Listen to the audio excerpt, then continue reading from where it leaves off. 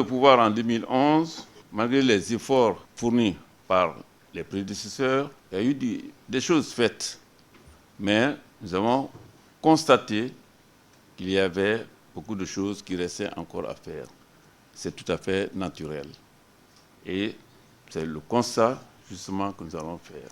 Le taux de mortalité maternelle était à 980 pour 100 000 naissances vivantes. Le taux de mortalité infantile à 98 pour 1000. Et la prévalence de l'infection en VIH était de 1,5%. La prévalence du paludisme était à 44%. Or, le taux supérieur de prévalence est de 50%. Et le risque d'infection à la tuberculose était de 1,5%. Cette situation était influencée par de nombreux déterminants de la santé que nous avons voulu examiner pourquoi c'est ça des faits avant de nous engager sur une piste. Dans le domaine de l'offre des soins, de nombreuses infrastructures ne répondaient pas aux normes techniques requises pour assurer une prise en charge adéquate des malades. Le niveau d'équipement des hôpitaux, la même chose.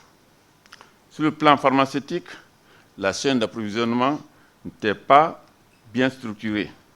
Le marché illicite des médicaments avait pris de l'ampleur au point de constituer un danger pour la population guinéenne et également a constitué un gouffre pour la plupart des pharmaciens privés.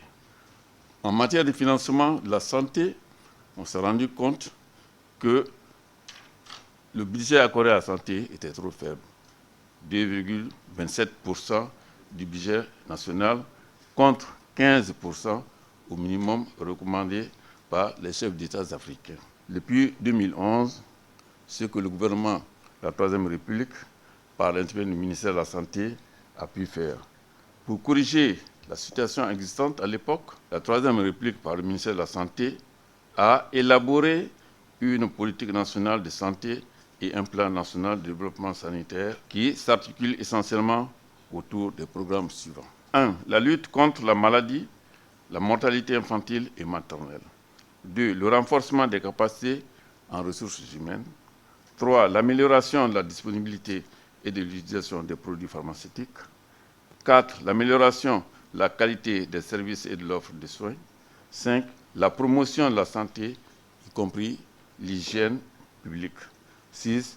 L'amélioration de la gouvernance. Par rapport à ces axes stratégiques, de 2011 à 2018, le gouvernement a réalisé des avancées significatives. Dans le domaine du renforcement de la surveillance et la gestion des situations d'urgence. Avec l'expérience vécue avec la fièvre hémorragique Ebola, nous avons jugé nécessaire de créer l'Agence nationale de sécurité sanitaire en 2016 pour permettre de lutter contre la maladie et surtout contre les épidémies. Cette structure permet donc de prendre en urgence ce qui apparaît en termes d'épidémie.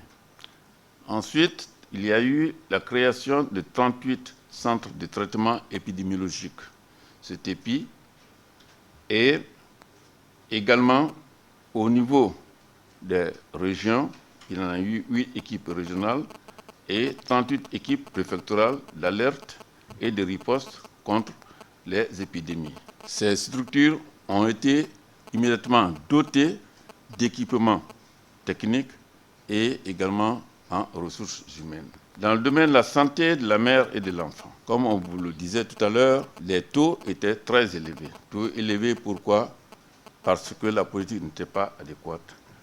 Les soins obstétricaux et néonataux d'urgence venus ont été rendus gratuits par le gouvernement de la Troisième République. Et également la prise en charge gratuite des consultations prénatales.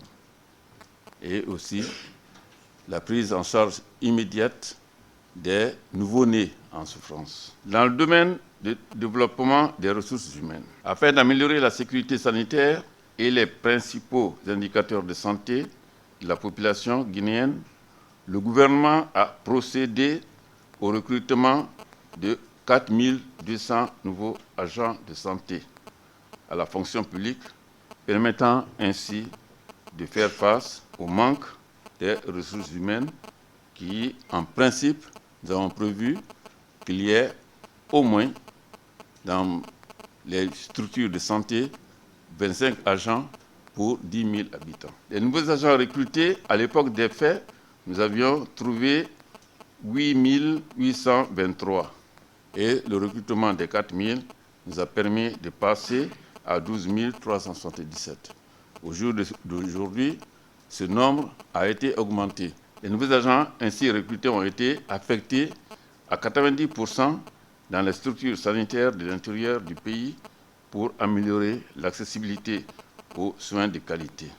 Cette mesure a permis d'augmenter la densité du personnel et en de nombreux endroits dans le domaine du financement. Avec 2,27% du budget national affecté à la santé, nous sommes passés à 7,41% en 2018 pour permettre la prise en charge correcte des malades.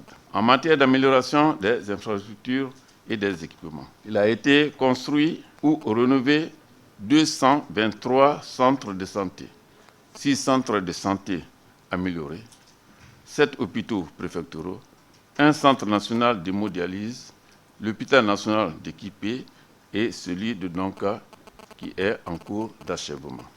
Et l'hôpital d'Équipé est également en cours d'amélioration. Ces travaux ont été accompagnés par l'achat et la distribution par la PCG de 900 kits équipement général et de 400 kits équipement médical. Sur le plan logistique, le gouvernement a mis à la disposition des structures de santé 402 véhicules 4x4 et 81 ambulances, 18 camions d'approvisionnement et 1105 motos pour les stratégies mobiles des agents de santé sur le terrain. Ensuite, 1340 réfrigérateurs sont en cours de livraison pour améliorer la stratégie nationale de la vaccination et surtout en stratégie avancée.